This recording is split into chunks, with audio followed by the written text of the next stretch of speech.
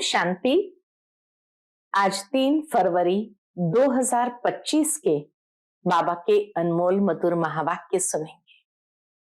आज की मुरली से पहले गीत बजा है, छोड़ भी दे आकाश सिंहासन, इस धरती पर आ जाओ रे। बाबा उसी गीत के आधार पर कहते हैं कि मनुष्य कहते हैं आकाश सिंहासन छोड़ दो। वास्तव में आकाश सिंहासन नहीं है।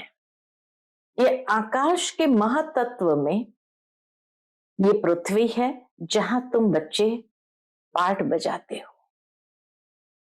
बाबा कहे और बाबा ब्रह्म महातत्व में रहते हैं जो इस आकाश तत्व से पार है। तो बाबा कहे तुम बच्चों को, सभी को ये गीत का अर्थ भी यथार्थ रीति समझाना है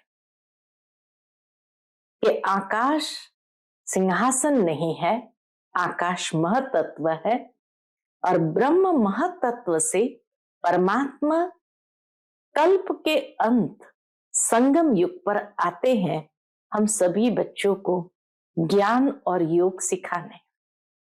बाबा कहे ये ज्ञान और योग का कॉन्ट्रास्ट भी अच्छी तरह तुम्हारी बुद्धि में होना चाहिए। योग माना याद, कि जहां स्वयं को आत्म समझकर परमात्मा को याद करते हैं, और ज्ञान अर्थात सृष्टि चक्र की नॉलेज। बाबा कहे कई बच्चे ज्ञान तो बहुत अच्छा सुनाते हैं, मुरली बहुत अच्छी सुनाते हैं, परंतु याद में कच्चे हैं और बिना याद के विकर्म विनाश नहीं होते हैं। इसलिए बाबा आए हैं आत्मा की ज्योत जगाने और उसमें ज्ञान और योग का दृत डालते हैं।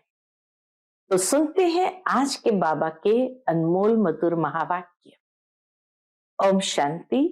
मीठे बच्चे, आत्मा रूपी ज्योति में ज्ञान योग का दृत डालो तो ज्योति जगी रहेगी। ज्ञान और योग का कॉन्ट्रास्ट अच्छी रीति समझना है। कॉन्ट्रास्ट यानी ज्ञान और योग का महत्व, उसको अच्छी रीति समझना है। आज की मुरली से प्रश्न है, बाप का कार्य प्रेरणा से नहीं चल सकता, उन्हें यहां आना ही पड़े, क्यों? उत्तर, क्योंकि मनुष्य की बुद्धि बिल्कुल तमो प्रधान है। तमो प्रधान बुद्धि प्रेरणा को कैच नहीं कर सकती। बाप आते हैं तब तो कहा जाता है छोड़ भी दे आकाश सिंहासन।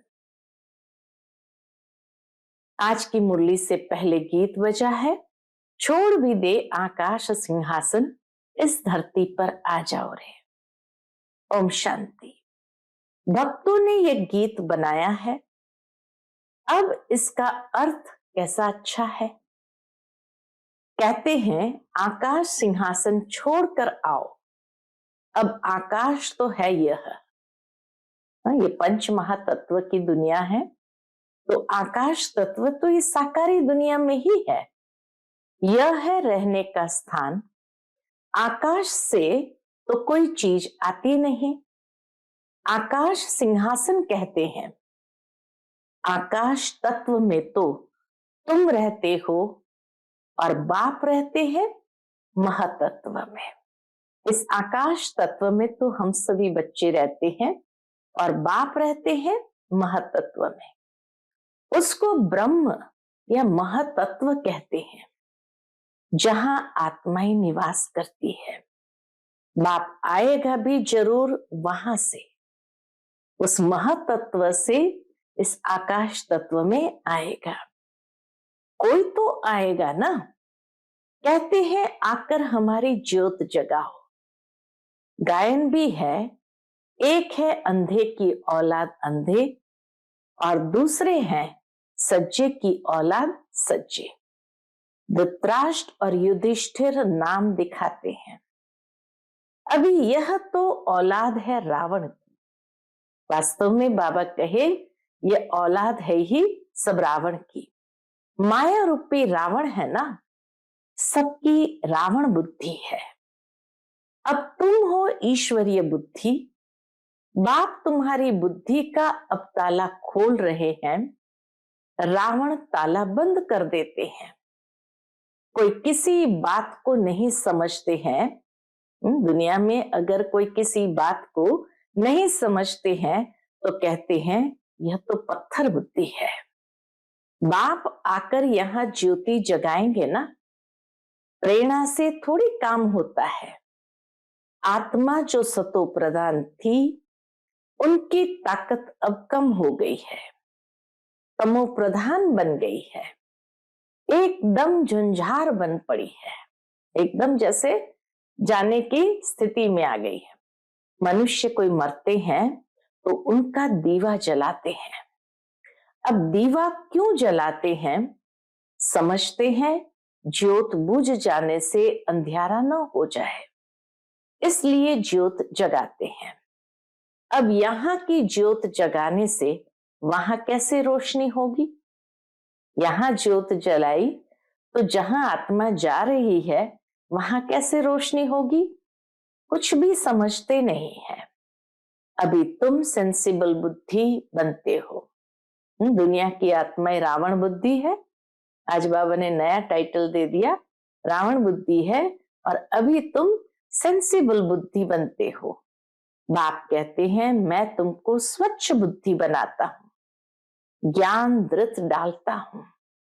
है यह भी समझाने की बात, ज्ञान और योग दोनों अलग चीज है।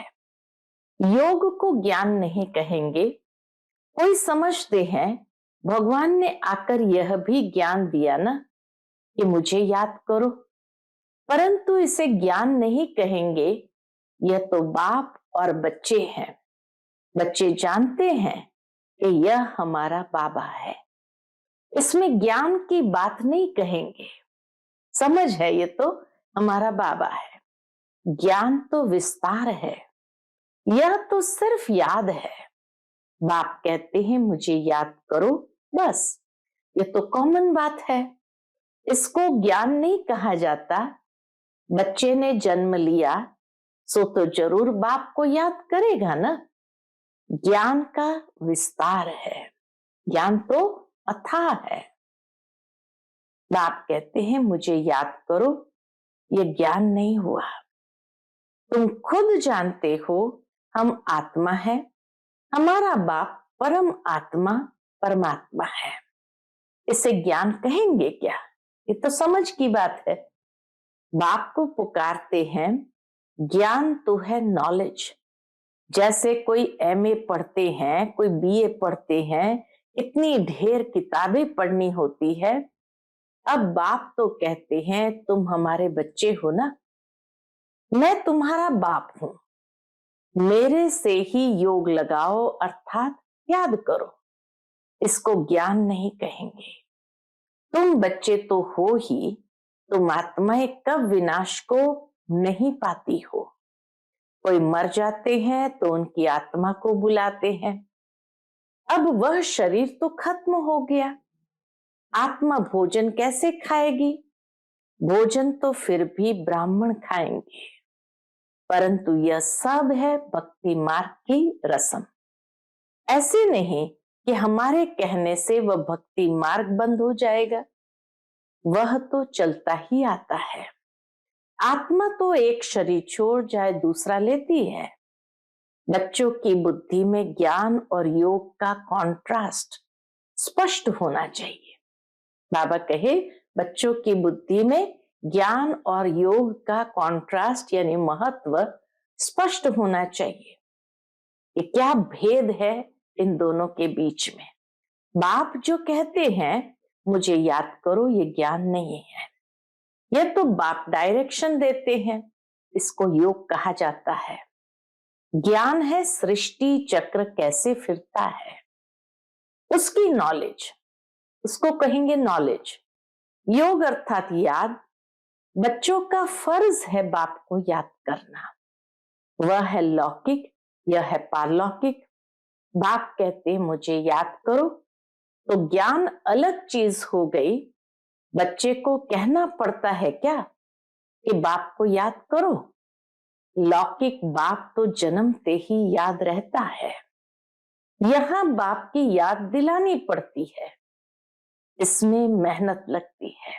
पारलौकिक बाप को याद करने में ही मेहनत लगती है। अपने को आत्मा समझ बाप को याद करो, यह बहुत मेहनत का काम है। तब बाबा कहते हैं योग में ठहर नहीं सकते हैं। बच्चे लिखते हैं बाबा याद भूल जाती है। ऐसे नहीं कहते ज्ञान भूल जाता है। ज्ञान तो बहुत सहज है, याद को ज्ञान नहीं कहा जाता है।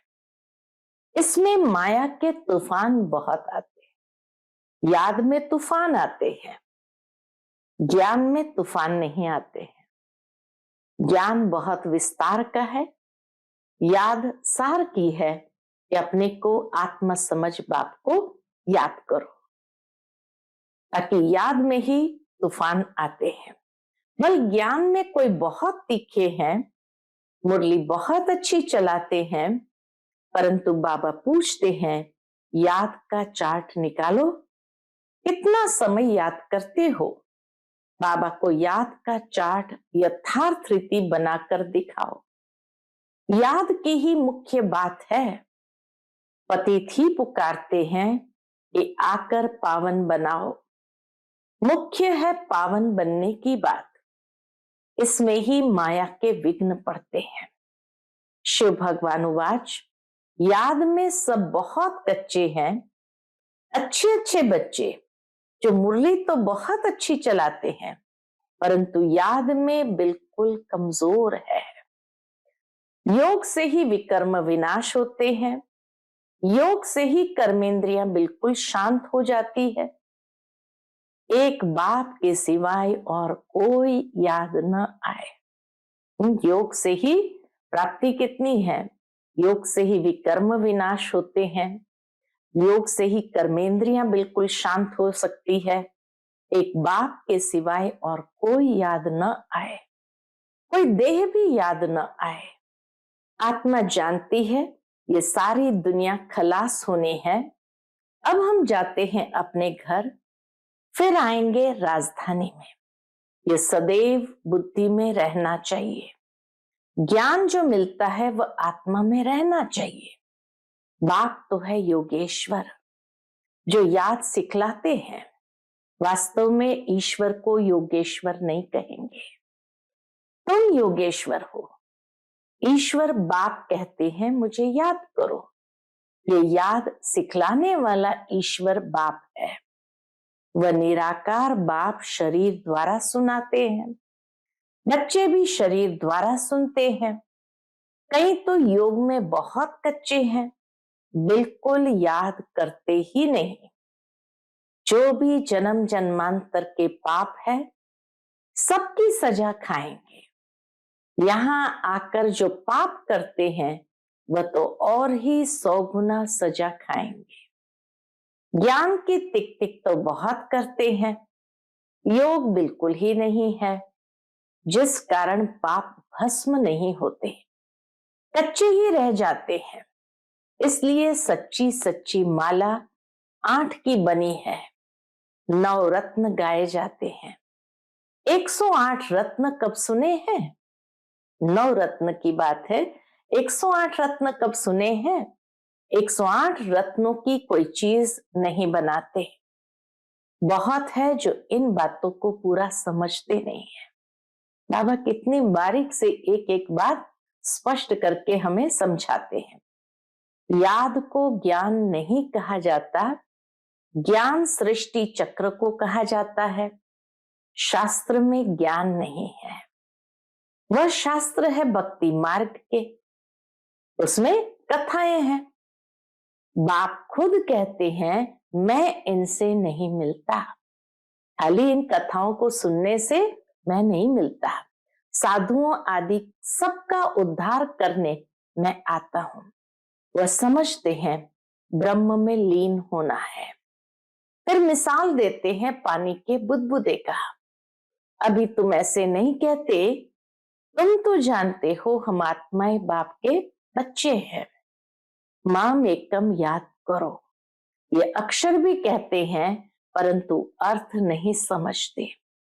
बल कह देते हम आत्मा है, परंतु आत्मा क्या है, परमात्मा क्या है, यह ज्ञान बिल्कुल नहीं। ये बाप ही आकर सुनाते हैं। अभी तुम जानते हो हम आत्माओं का घर वह है ब्रह्म महतत्व। वहां सारा सीजरा है। हर एक आत्मा को अपना अपना पार्ट मिला हुआ है। सुख कौन देते हैं, दुख कौन देते हैं, यह भी किसको पता नहीं है। भक्ति है रात, ज्ञान है दिन। 63 जन्म तुम धक्के खाते आए हो, फिर ज्ञान देता हूं तो कितना समय लगता है? सेकंड। सेकंड में बाबा स्मृति जागृत करते हैं और ज्ञान स्पष्ट समझ में आने लगता है। यह तो गाया हुआ है सेकंड में जीवन मुक्ति। यह तुम्हारा बाप है ना, वही पतित पावन है। उनको याद करने से तुम पावन बन जाएंगे। सतयुग, त्रेता, द्वापर, कलयुग। सतयुग, त्रेता, द्वापर, कलयुग यह चक्र है। नाम भी जानते हैं परंतु पत्थर बुद्धि ऐसे हैं, टाइम का किसको पता ही नहीं। ये चक्र कितने साल का है, ये टाइम का किसको पता ही नहीं। समझते भी है घोर कलयुग है। अगर कलयुग अभी भी चलेगा तो और घोर अंधियारा हो जाएगा। इसलिए गाया हुआ है। कौन सी बात गाई हुई है? बाबा कहे इसलिए गाया हुआ है, कुंभकर्ण की नींद में सोए हुए थे और विनाश हो गया। थोड़ा भी ज्ञान सुनते हैं तो प्रजा बन जाते हैं। कहां ये लक्ष्मी नारायण, कहां प्रजा? पढ़ाने वाला तो एक ही है। हर एक की अपनी अपनी तकदीर है। कोई तो स्कॉलरशिप ले लेते हैं, कोई फेल हो जाते हैं। राम को बाण की निशानी क्यों दी है? क्योंकि नापास हुआ। यह भी गीता पाठशाला है। कोई तो कुछ भी मार्क्स लेने लायक नहीं है। मैं आत्मा बिंदी हूं, बाप भी बिंदी है, ऐसे उनको याद करना है। जो इस बात को समझते भी नहीं है वो क्या पद पाएंगे? याद में न रहने से बहुत घाटा पड़ जाता है। याद का बल बहुत कमाल करता है। कर्मेंद्रियां बिल्कुल शांत शीतल हो जाती है। ज्ञान से शांत नहीं होंगी, योग के बल से शांत होती है। भारतवासी पुकारते हैं कि आकर हमको वो गीता का ज्ञान सुनाओ। अब कौन आएगा? श्री कृष्ण की आत्मा तो यहां है। कोई सिंहासन पर थोड़ी बैठते हैं जिसको बुलाते हैं। अगर कोई कहे हम क्राइस्ट की आत्मा को याद करते हैं, अरे वह तो यहां ही है। उनको क्या पता कि क्राइस्ट की सोल यहां ही है, वापस जा नहीं सकती। लक्ष्मी नारायण पहले नंबर वालों को ही पूरे 84 जन्म लेने हैं, तो फिर और वापस जा कैसे सकते? बाबा कहे तो और फिर वापस जा कैसे सकते? ये सब हिसाब है ना। मनुष्य तो जो कुछ बोलते हैं सो झूठ। आधा कल्प है झूठ खंड, आधा कल्प है सच खंड। अभी तो हर एक को समझाना चाहिए। इस समय सब नरकवासी है, फिर स्वर्गवासी भी भारतवासी ही बनते हैं। मनुष्य कितने वेद शास्त्र उपनिषद आदि पढ़ते हैं, क्या इससे मुक्ति को पाएंगे? उतरना तो है ही। हर चीज सतो रजो तमो में जरूर आती है। न्यू वर्ल्ड किसको कहा जाता है? इसको भी ये ज्ञान नहीं है। यह तो बाप सन्मुख बैठ समझाते हैं। देवी देवता धर्म कब किसने स्थापन किया, भारतवासियों को कुछ भी पता नहीं है। तो बाप ने समझाया है, ज्ञान में भल कितने भी अच्छे हैं, परंतु योग में कई बच्चे नापास है। योग नहीं तो विकर्म विनाश नहीं होंगे, उच्च पद नहीं पाएंगे। जो योग में मस्त है वही उच्च पद पाएंगे। उनकी कर्मेंद्रियां बिल्कुल शीतल हो जाती है। योग में जो बाबा कहे मस्त है वही उच्च पद पाएंगे। उनकी कर्मेंद्रियां बिल्कुल शीतल हो जाती है। देह सहित सब कुछ भूल देही अभिमानी बन जाते हैं। हम अशरीरी है, अब जाते हैं घर। उठते बैठते समझो अब ये शरीर तो छोड़ना है। हमने पाठ बजाया, अब जाते हैं घर। ज्ञान तो मिला है, जैसे बाप में ज्ञान है उनको तो किसको याद ही नहीं करना है। याद तो तुम बच्चों को करना है। बाप को ज्ञान का सागर कहा जाता है, योग का सागर तो नहीं कहेंगे ना। चक्र का नॉलेज सुनाते हैं और अपना भी परिचय देते हैं। याद को ज्ञान नहीं कहा जाता। सारी मुरली ज्ञान अलग चीज है, याद अलग चीज है। उसको बाबा ने बहुत गहराई से स्पष्ट किया। याद तो बच्चे को आप ही आ जाती है, याद तो करना ही है, नहीं तो वर्षा कैसे मिलेगा। बाबा कहे याद तो करना ही है, नहीं तो वर्षा कैसे मिलेगा। बाप है तो वर्षा जरूर मिलता है। बाकी है नॉलेज, हम 84 जन्म कैसे लेते हैं।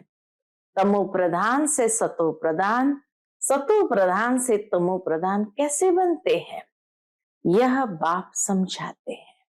ये नॉलेज है। अब सतो प्रधान बनना है तो बाप की याद से। तुम रूहानी बच्चे रूहानी बाप के पास आए हो, उनको शरीर का आधार तो चाहिए ना। कहते हैं मैं बूढ़े तन में प्रवेश करता हूं, है भी वानप्रस्थ अवस्था। अब बाप आते हैं तब सारे सृष्टि का कल्याण होता है। यह है भाग्यशाली रथ। इनसे कितनी सर्विस होती है, तो इस शरीर का भान छोड़ने के लिए याद चाहिए। इसमें ज्ञान की बात नहीं, जास्ती याद सिखलानी है। ज्ञान तो सहज है, छोटा बच्चा भी सुना दे। बाकी याद में ही मेहनत है। एक की याद रहे, इसको कहा जाता है अव्यभिचारी याद। इसके शरीर को याद करना वह है व्यभिचारी याद। याद से सबको भूल अशरीरी बनना है। अच्छा अच्छा, मीठे मीठे सिकिलते बच्चों प्रति माता पिता बाप दादा का याद प्यार और गुड मॉर्निंग। रूहानी बाप की रूहानी बच्चों को नमस्ते। हम सभी रूहानी बच्चों की रूहानी माता पिता बाप दादा को याद प्यार, गुड मॉर्निंग और नमस्ते। नमस्ते, शुक्रिया बाबा, शुक्रिया।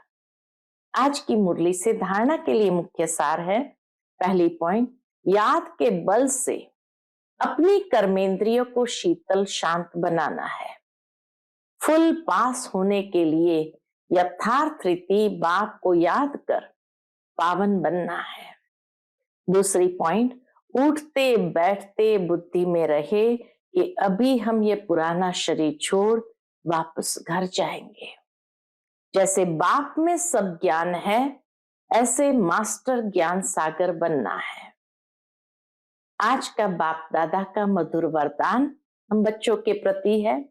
कंबाइंड स्वरूप की स्मृति द्वारा श्रेष्ठ स्थिति की सीट पर सेट रहने वाले सदा संपन्न भव।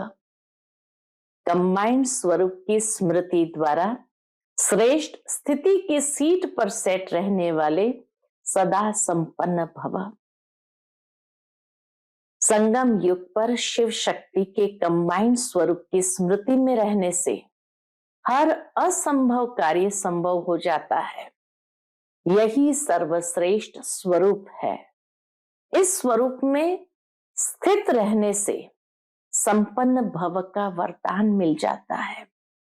बाप दादा सभी बच्चों को सदा सुखदायी स्थिति की सीट देते हैं। सदा इसी सीट पर सेट रहो तो अतीन्द्रिय सुख के झूले में झूलते रहेंगे। सिर्फ विस्मृति के संस्कार समाप्त करो। आज का स्लोगन है, पावरफुल वृत्ति द्वारा आत्माओं को योग्य और योगी बनाओ। पावरफुल वृत्ति द्वारा आत्माओं को योग्य और योगी बनाओ। आज का अव्यक्त इशारा, एकांत प्रिय बनो, एकता और एकाग्रता को अपनाओ। एक मत का वातावरण तब बनेगा जब समाने की शक्ति होगी। तो भिन्नता को समाओ, तब आपस में एकता से समीप आएंगे और सर्व के आगे दृष्टांत रूप बनेंगे। ब्राह्मण परिवार की विशेषता है, अनेक होते भी एक। यह एकता का वाइब्रेशन सारे विश्व में एक धर्म, एक राज्य की स्थापना करेगा। इसलिए विशेष अटेंशन देकर भिन्नता को मिटाकर एकता लानी है। अच्छा, ओम शांति।